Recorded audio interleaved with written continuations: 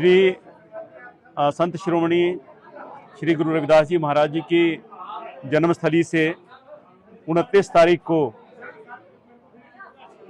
उनकी पवित्र जन्मस्थली की मिट्टी वहाँ से कलशों में जो है प्रत्येक प्रदेश से आए हुए प्रतिनिधियों को प्रदान की गई। और उसके बाद जो है वो प्रदेश स्तरीय यात्राएं जो हैं वो शुरू हुई हैं। हमारे प्रदेश की कलश वंदन यात्रा 2 तारीख को ऊना से प्रारंभ हुई और वहाँ से चल कर के नहान होते हुए ये यात्रा आज माता शूलिनी की नगरी में पहुँची है।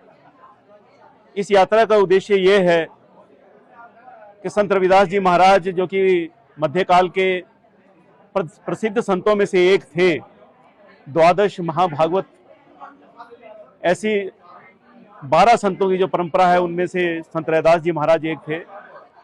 और उनका जो संदेश था, उनकी जो आध्यात्मिक वाणी है वो मानवता को समर्पित वाणी है।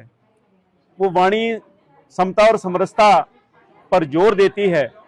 समाज में से ऊंच नीच का भाव मिटे, किसी को कोई कष्ट ना हो, किसी को कोई दुख ना हो। ऐसा चाहूं राज में जहां मिले सबन को अन्न, छोट बड़ सब सम बसें, रहे रविदास प्रसन्न। उन्होंने कहा कि मैं एक ऐसे समाज की कल्पना करता हूं जहां किसी को कोई कष्ट नहीं होना चाहिए, कोई भूखा ना रहे, और जहां पर छोटे और बड़े का भाव ना हो।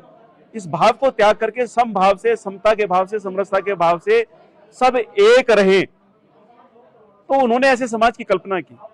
तो उनका ये संदेश हर ग्राम तक पहुंचे, इस कलश वंदन यात्रा का ये इसका उद्देश्य है। और ये कलश जो है मुख्य कलश से और आगे फिर आज आपने जैसा देखा मंडलों में भी हमने कलश जो है वितरित किए हैं, और मंडल से प्रत्येक गांव तक ये कलश पहुंचेंगे। उनकी पवित्र भूमि प्रत्येक गांव तक पहुंचेगी, प्रत्येक गांव के मंदिर तक पहुंचेगी, शिवालय तक पहुंचेगी, संत गुरु रविदास जी के जहां जहां मंदिर हैं वहां तक पहुंचेगी। और वहां पर फिर इस मिट्टी को जो है वहां की मिट्टी में शामिल किया जाएगा।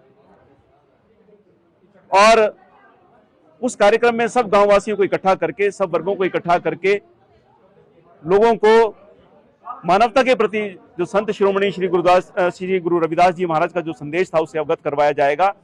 और निश्चित तौर से इस यात्रा के बाद समता का भाव, समरसता का भाव, एकता का भाव हमारे समाज में पैदा होगा, ऐसा विश्वास है और ऐसी आशा है।